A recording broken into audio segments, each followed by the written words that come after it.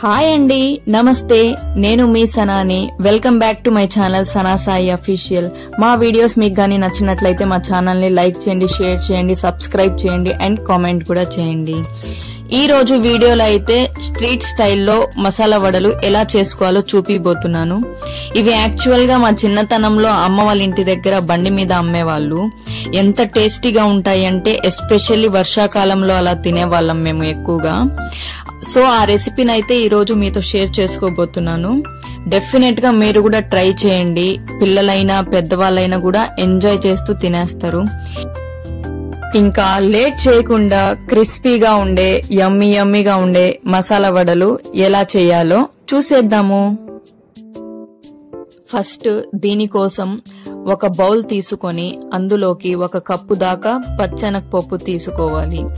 ఈ పప్పుని 2 సార్లు వాష్ చేసుకొని పప్పు మునిగేటట్టుగా వాటర్ పోసుకోవాలి. అట్లీస్ట్ 3 to 4 hours అయినా నానబెట్టుకోవాలండి.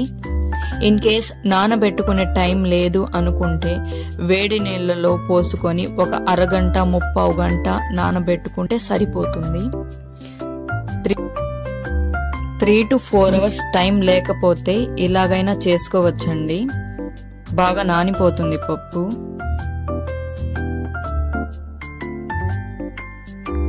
పప్పుని నానబెట్టిన తరువాత 1 గుప్పెడంత పప్పుని తీసి పక్కనైతే పెట్టుకోవాలి.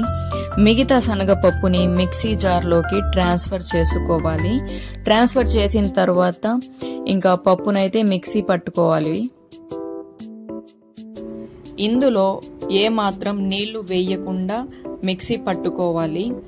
ఎందుకంటే ఇందులో ఆల్రెడీ వాటర్ కన్సిస్టెన్సీ ఉంటుంది కాబట్టి. సో అందుకని వాటర్ అయితే యూజ్ చేయకూడదు. వాటర్ యూజ్ చేయకుండా మిక్సీ పట్టుకోవాలి.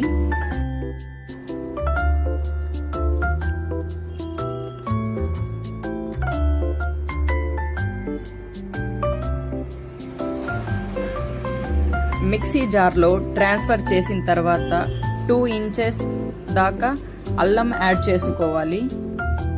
అల్లం యాడ్ చేసిన తర్వాత ఇంకా మిక్సీ పట్టుకోవాలి. కొంచెం బరకగా ఉండేటట్టు మిక్సీ పట్టుకోవాలండి. మరీ స్మూత్ గా పేస్ట్ లాగా మాత్రం చేయొద్దు. కొంచెం బరకగా ఉంటేనే ఈ మసాలా వడలకి టెక్స్చర్ అనేది బాగా వస్తుంది. స్మూత్ గా పేస్ట్ లాగా మిక్సీ పట్టుకుంటే మాత్రం తినేటప్పుడు టేస్ట్ అనిపించదు.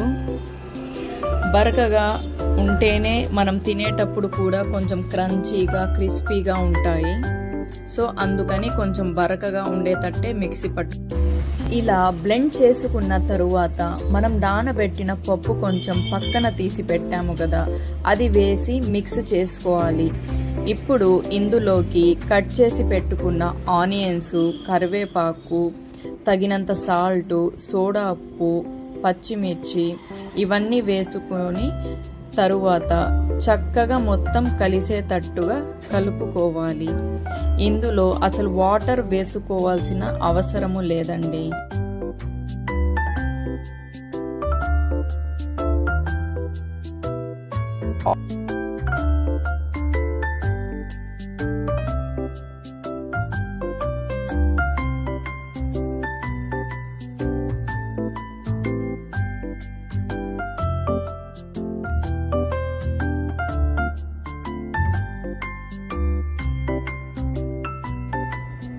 ఇవన్నీ వేసుకున్న తరువాత చక్కగా మొత్తం కలిసేటట్టుగా కలుపుకోవాలి.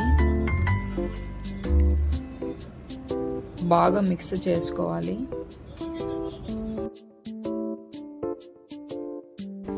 సో మసాలా వడలు వేసుకోవడానికి పిండి అయితే రెడీ అయిపోయింది. ఇప్పుడు కడాయిలో ఆయిల్ తీసుకొని హీట్ చేసుకోవాలి. హీట్ అయిన తర్వాత వీటిని వడలాగా చేసుకొని ఆయిల్లో ఫ్రై చేసుకోవడమే. మసాలా వడలు కోసం థిక్నెస్ అనేది మరి మందంగా చేయకూడదు. మందంగా చేసుకుంటే ఏమవుతుందంటే లోపల పిండిగానే మెత్తగా ఉంటుంది. మరి పల్చంగా కూడా చేయకూడదండి. మీడియం థిక్నెస్తో అయితే చేసుకోవాలి. అలా ఉంటేనే క్రిస్పీగా క్రంచీగా బాగుంటాయి. ఇలా చేసుకున్న తర్వాత ఆయిల్ కొంచెం హీట్ చేసి మీడియం హీట్లో వేసుకోవాలి. గోల్డెన్ కలర్ వచ్చేదాకా ఫ్రై చేసుకోవాలి.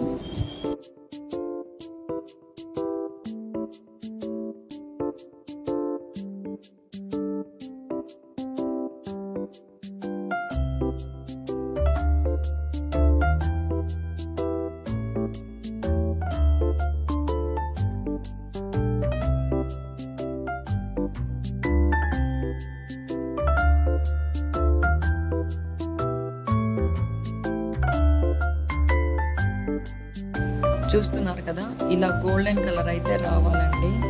గోల్డెన్ కలర్ వచ్చేదాకా ఫ్రై చేసుకోవాలి. ఈ మసాలా వడలు వేడి వేడిగా చేసుకొని తింటేనే దీని టేస్ట్ అనేది ఎంజాయ్ చేయొచ్చండి. ఇంతే అండి, సింపుల్గా చేసుకోవచ్చు. ఈవినింగ్ టైం స్నాక్స్ లాగా తింటే చాలా బాగుంటుంది.